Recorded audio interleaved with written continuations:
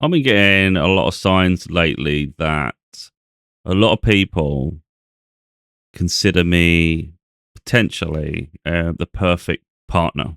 So there's people that are attracted to me. Now, when I say signs, I just get an awful lot of video content through social media. It's usually number synchronicities. It's usually quite intense, and a lot of my life is literally signs. I get so much. I am spiritual, so that's a huge part of my life. So again, if someone's not spiritual, they wouldn't really be compatible because it'd be too much of a headache anyway. Trying to, I think, live two different lives where one doesn't quite understand. I just think that makes just life a little bit too hard. I'm not asking anyone to be anything for me. It's just compatibility. I haven't always been spiritual. I've only really been spiritual since 2020. Things happened in my life. I can't deny them. I've shared a lot through my books. And so it's not for me to convince anyone of anything or ask anyone to be anything they're not. I can't deny my path. You know, for instance, I recently spoke a lot about the jobs I've applied for. I had one, I was offered the role. Literally, there's only hired one person. I'm the one that was chosen. And when it come to it, I decided, you know what, I don't want to start that job. I had a huge feeling internally within me. That's my intuition. And it just telling me so many things are wrong with it. The money was good, but it's like you can't buy happiness and you're going to be miserable every day. It was quite, as soon as I started adding things up. Now, most people chase the money. I don't. Now, I use my tarot cards, for instance, and I was asking the questions. Now, I'm not trying to deviate too far, just show a little bit about who I am, my life. I have internal, like a mandate within myself to be a certain way. It's how I am. It's natural. When something feels out of whack or out of alignment, I know it. And sometimes there's a confirmation, especially when it's a big decision. I'll lean towards my cards. And then I've shown the videos. There's video content if you look, especially on YouTube, it's easier to find. I've shared that where I've used my tarot cards and I've asked about the jobs, and that job was coming up negative every time, like exhausting, draining.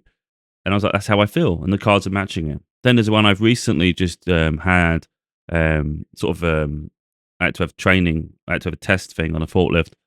And I passed the test. They said not everybody passes the test. I've asked specifically about this job, and I just keep getting wonderful cards relating to that. Like it's successful, it's going to be really great for you. And it's consistent every time I ask.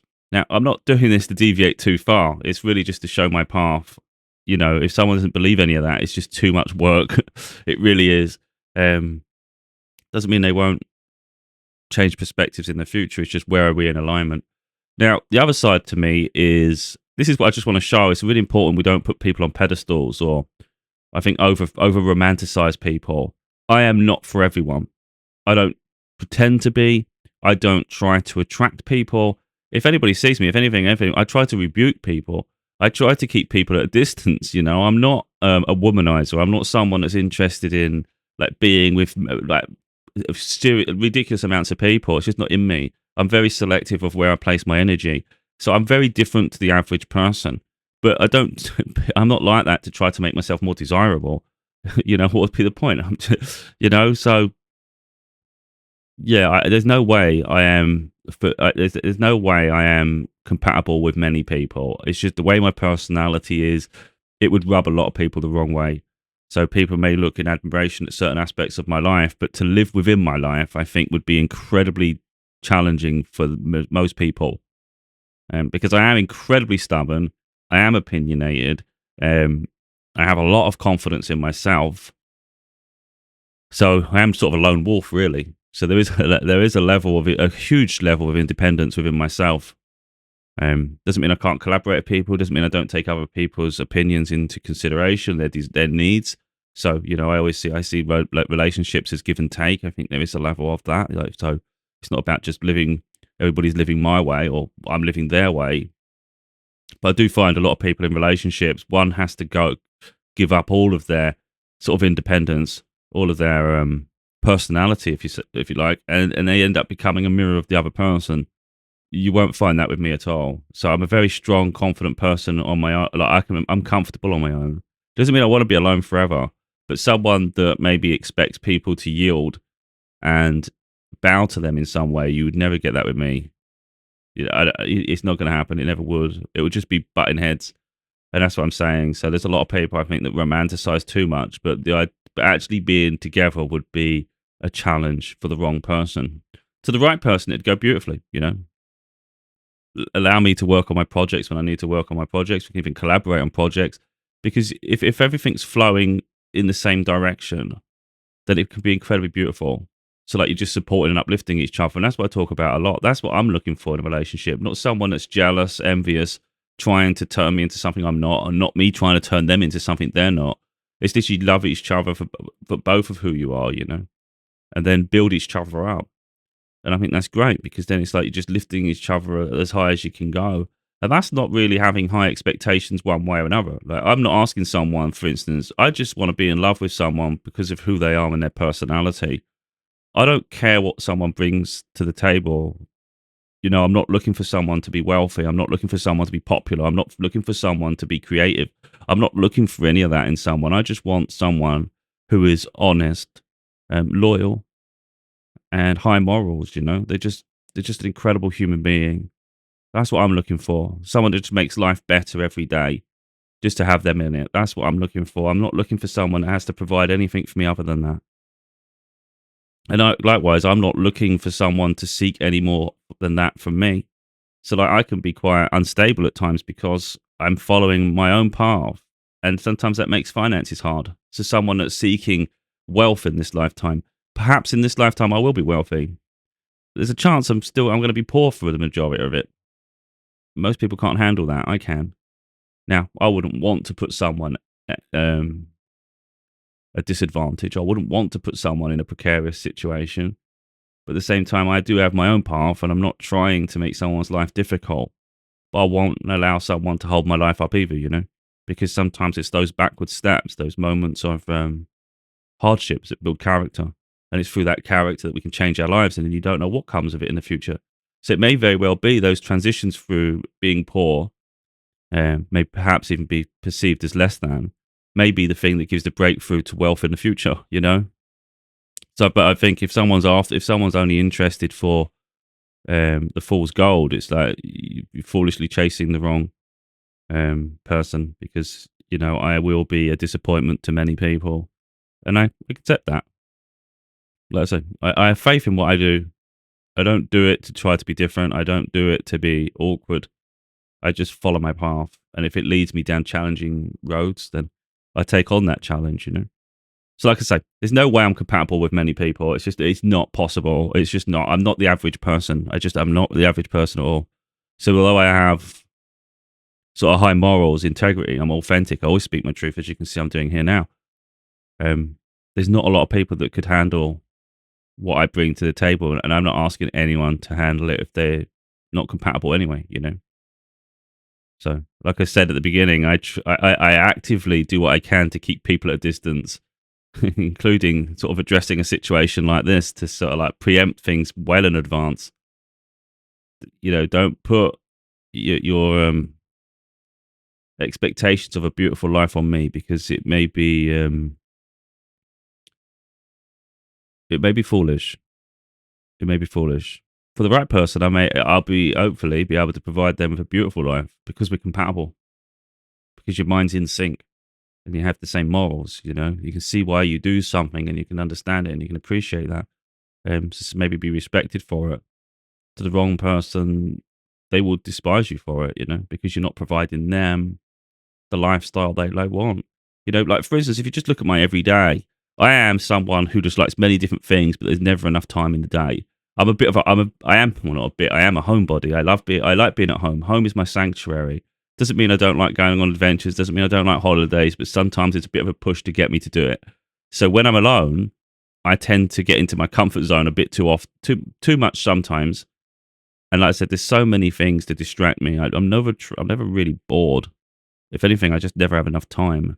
And that, by extension, it means that by the time I finish trying to achieve everything at home, the outside passes me by to an extent. So sometimes it'd be nice. So like, for instance, it'd be nice for me to have someone that can nudge me at times to push me to do things that maybe I'm neglecting. Even sort of like my health, I know I need to be exercising. I haven't been exercising. To put this into context, at my see, I'm very transparent. At my doctor's thing, I had at my induction forklift training for this job role, they had their own nurse station, and they did your blood pressure and things. And my blood pressure come up with a bit of abnormal. One was normal, one was high. He said you need to watch that, and he said that could be due to exercise, a lack of exercise, and diet. So that can be controlled by that. I said, well, I'm eating an awful lot of sugary food, and I'm not exercising at all. You know, because I'm home a lot. So like that makes sense. Like that makes sense, yeah. But again, that just correlates really with that it does affect your health. But I'd say that a lot. In the winter, I hibernate. So, for instance, my ex-partner, one of her things when she left, one of her accusations towards me was he doesn't like going out, doesn't like doing anything. And I thought, that's a bit harsh because in the summer and when the warmer months, I am always out. I am out. I do things. In the winter, I'm a bear. Yeah, I ain't going nowhere in the winter. You won't get me moving an inch. You just won't. It's too cold. I don't like it. Um, again, that's that stubborn side, but I thought that was an exaggeration. And now that they're no longer with me, I don't want to talk too much on them, but they don't go out at all. I find that quite crazy. So the accusation levied at me. It's easy to blame someone else for your decisions, you know. But no, I do like going on holiday and I do like going out, but sometimes I neglect it because of the things I like to do at home. For instance, if I start listening to the music, I can listen to music for hours. Sometimes I absolutely love watching sports, so I'm a creature of habit, but it doesn't dominate my life. Like I love to watch it if I know it's on, especially racing like F1. I love that, and I am regimented with it. But if there was an event or something where I need to go out, let's say we've got something planned and going, it's not like I would say we can't go out because I've got this on. It'd be disappointing I'm missing it, but not a big deal. Like let's get on because it's more important. But yeah, if there's nothing else on, this is great for me. That really makes me happy. I'm relaxed. So I do enjoy sports, but for me, I think it's just more of a distraction from life, and I acknowledge that. There's certain shows I would watch, but I find sport is even better. So, for instance, when I went through the separation of my daughter, I used to watch Top Gear a lot, where they're just like guys just with cars. You knew there was no families in it, so it was nothing to make me traumatized. It wasn't going to upset me. Then I started watching a lot of The Big Bang Theory because again, they don't have kids really in that show, so that you don't have that trauma facing you, and you can just like have a laugh watching other people enjoy life, like the bond they have and friendships. Again, this is just coping through trauma, and I think sports is the same thing. It helps you cope through isolation, I guess, loneliness, and all that stuff. It just gives you something to focus on. So that's why I think sports is for me. Really, it's not like it's habitual or sort of regimented. I like gaming. Sometimes I go off gaming because I think it can be too addictive, so I get a bit annoyed with it. Then when I go back to it, I'm just really happy. It gives me my peace. But I wouldn't want.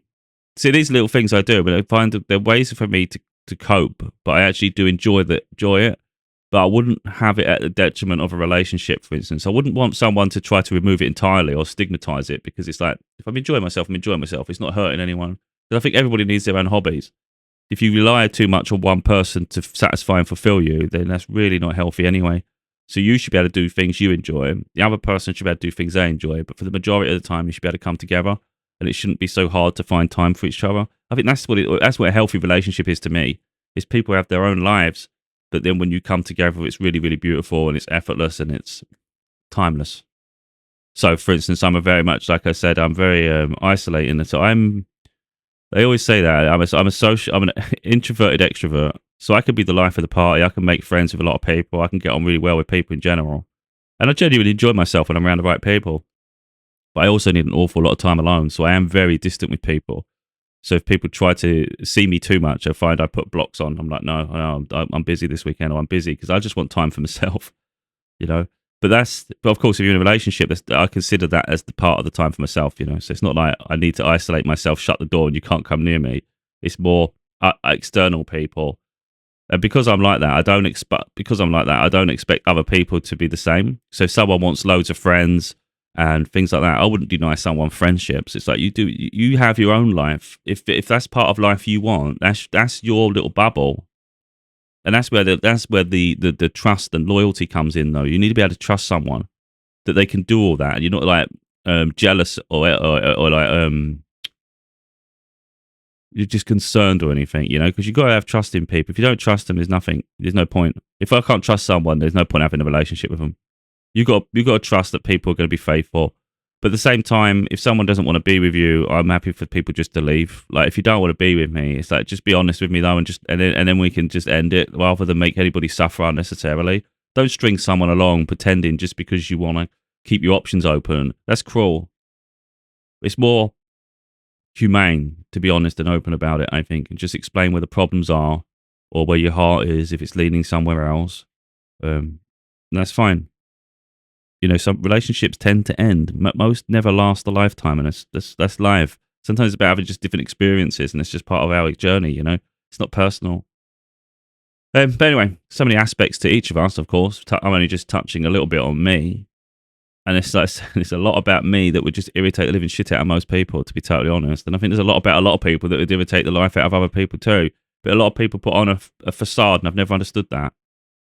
You know, like for instance, if let's say social media put a filter on, and then when you go to meet the person, they're not got the filter anymore. Now you look different. Well, how the hell was that going to help you? Okay, you got the meeting with the person, but now they get to see you for who you are, and it doesn't match. Now they can't trust you because you're coming across as fake now. You're better off removing the filters on social media for starters. You need to remove the filters and be yourself. And you think people love you for it. The right people will love you for it. Don't need a massive audience, do we? So this isn't filtered. I don't assume it looks like it's filtered. It literally just a light and a camera. So what you see is what you get. So like, for instance, if you met me, you would get the same attitude the way I am. You know, I try to be as fair as I can with people when I first meet them. And I try to give them compassion and time. But of course, when it enters your own home space, that's different, isn't it? So you've got to be very selective of who you allow in that environment. And that's what I'm like. So even if someone's incredibly beautiful on the outside, like you think, oh, they're stunning. I'm not just looking at that. I'm considering the personality, the way they treat people, and things like that. And it's like, I think beauty on the outside, but then being ugly on the inside is my idea of a nightmare. It's like, I don't do superficial. So putting all the makeup on and doing your hair and looking incredibly beautiful isn't, that in itself is not going to entice me. It'd make me look, think of them, you know, because you can notice when someone's pretty, but you can't hide what's on the inside, and I'll see it. And that's what I'm looking for, someone on the inside. Of course, someone that I find attractive too, because there's no point. I said this to my mum a long time ago. I'm a lot more mature now, but when I was younger, I said this to her because I think she was concerned. I was only messing with her at first, but slightly there's some truth to it. My argument to her was, because she said it's not all about looks. Now I've always known it's not all about looks, but I'd mess with her. I said, well, you can marry a Barbie doll, and then you can have. I'm going to be rude here. I said, but you could be friends with a pig. You can marry a Barbie doll, be friends with a pig. I know it's rude and it's horrible, but it's just, I was just getting that point there. The reality is, if you're not attracted to someone, though, you know that you can just be friends with them, can't you? Like, what's the point of pretending to be in love with someone if you don't love all sides of them? You know. So I think there does have to be a physical attraction to someone, for sure. But that's not the only side. It's definitely not the most important side, but it is a factor, of course. And again, there'll be people that don't find me attractive, and that's fine, because like, there'll be people I don't find attractive that other people go mental for, you know, and that happens in life. Anyway, this is just really me trying to keep a distance from people. I think really when it comes down to it, it's like I hear people might be interested, and my natural instinct is to put my shields up, defend myself at all costs, like I'm a knight. I've got my shield, I've got my armor, I've got my sword, and it's like, right, I'm going to do everything I can to send you back. Stand back, stand back. And then maybe it's a bit like sperm, you know, maybe just one gets through. Only the right one makes it, you know. Because I'm only looking for a love of a lifetime. So I am like a romantic at heart, even though I don't realize I am. And maybe a lot of the things I do don't suggest that I am. But in my heart, I am. I've never been one of those people that are interested in multiple partners, tally scores and all that shit. That don't interest me, because where we put our energy is really, really important. So where you share it, where you give it. Effectively, you start giving part of your essence away to other people. Now, again, I know some people don't go that deep. Maybe some people think you're looking too far into things. It's a bit silly, but I do take it serious, because there is a responsibility there, especially if you have offspring and you have children. It's like, do you stand by them, or do you just like act like it didn't happen? I stand by, so I couldn't just walk away. So I take that side serious too.